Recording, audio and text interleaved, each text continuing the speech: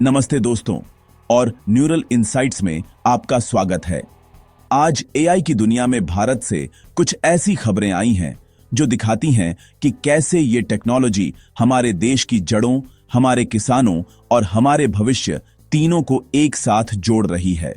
प्रधानमंत्री मोदी के एक नए विजन से लेकर 3 करोड़ 80 लाख किसानों की मदद तक आज भारत एआई की दुनिया में केंद्र में है। तो चलिए शुरू करते हैं आज की सबसे बड़ी और सबसे महत्वपूर्ण खबरों से। सेगमेंट 1, प्रधानमंत्री मोदी का एआई विजन, प्राचीन ग्रंथों के रहस्य खोलेगा एआई। आज की हमारी पहली और सबसे दिलचस्प खबर सीधे प्रधानमंत्री नरेंद्र मोदी के एक विजन से जुड़ी है। प्रधानमंत्री मोदी ने एक अंतर्राष्ट्रीय सम्मेलन में भारत के प्राचीन बौद्धिक खजाने को खोलने के लिए एआई का उपयोग करने का एक परिवर्तनकारी दृष्टिकोण पेश किया है। उन्होंने इस बात पर जोर दिया कि एआई डिजिटाइज की गई पांडुलिपियों का विश्लेषण कर सकता है, वैदिक ग्रंथों से नए गणितीय सूत्र खोज सकता है और अलग अलग क्षेत्रों और युगों के बिखरे हुए ज्ञान को जोड़ सकता है। यह पहल भारत की $2.5 ट्रिलियन की सांस्कृतिक और रचनात्मक इंडस्ट्री को बढ़ावा दे सकती है। सेगमेंट 2, 3 करोड़ 80 लाख भारतीय किसानों को मिली एआई की शक्ति। भारत से ही एक और जमीनी स्तर की बड़ी खबर है। भारत सरकार ने कृषि के लिए अपनी तरह का पहला एआई आधारित मौसम पूर्वानुमान कार्यक्रम लॉन्च किया है, जो 3 करोड़ 80 लाख किसानों तक पहुंच रहा है।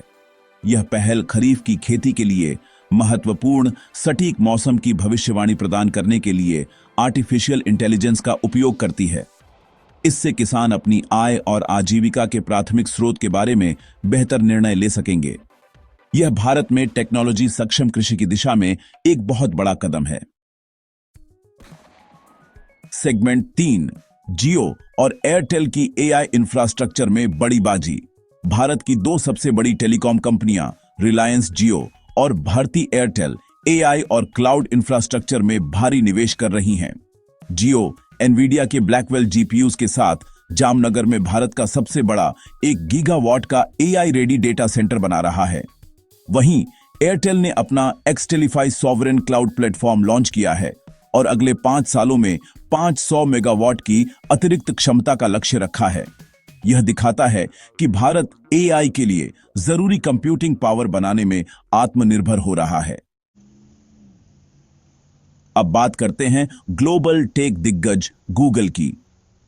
गूगल एआई और डीप माइंड ने वॉल्ट जेमा 1 बिलियन जारी किया है, जो पूरी तरह से डिफरेंशियल प्राइवेसी के साथ प्रशिक्षित सबसे बड़ा open weight large language model है।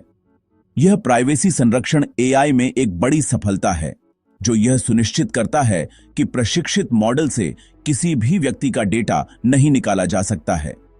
इसी बीच गूगल डीप माइंड के सह संस्थापक और नोबेल पुरस्कार विजेता डेमिस हसाबिस ने कहा है कि भविष्य में रोजगार के लिए सबसे महत्वपूर्ण स्किल पारंपरिक कोडिंग नहीं, बल्कि सीखना कैसे है, यह सीखना होगा। उन्होंने भविष्यवाणी की कि आर्टिफिशियल जनरल इंटेलिजेंस 1 दशक के भीतर आ सकती है और हमें लगातार सीखने और अनुकूलनशीलता जैसे मेटा स्किल्स की आवश्यकता होगी। ओपन एआई ने अपनी राजस्व साझाकरण रणनीति में एक बड़े बदलाव का संकेत दिया है। कंपनी दशक के अंत तक माइक्रोसॉफ्ट जैसे कमर्शियल पार्टनर्स के साथ अपना रेवेन्यू शेयर मौजूदा 20% से घटाकर लगभग 8% करने की योजना बना रही है। वहीं मेटा एआई ने एस्ट्रो नाम का एक नया फ्रेमवर्क जारी किया है, जो लामा 3 जैसे मॉडल्स की तर्क करने की क्षमता में भारी सुधार करता है, जिससे एआई को इंसानों की तरह सोचने में मदद मिलती है। भारत में एआई इकोसिस्टम तेजी से बढ़ रहा है। पूर्व इंडिया एआई मिशन सलाहकार आकृति वैश्य ने एक्टिवेट नाम से $75 मिलियन का एक नया एआई फंड लॉन्च किया है। इसके साथ ही भारत सरकार जल्द ही इंडिया एआई मिशन के दूसरे दौर के लाभार्थियों की घोषणा करने वाली है, जिसके तहत एआई स्टार्टअप्स को रियायती दरों पर जीपीयू कंप्यूटिंग एक्सेस दिया जाएगा। तो दोस्तों, प्रधानमंत्री के विजन से लेकर किसानों की मदद और जियो एयरटेल के बड़े निवेश तक आज यह स्पष्ट है कि भारत एआई को हर स्तर पर अपना रहा है। देखने के लिए धन्यवाद और अगली बार तक।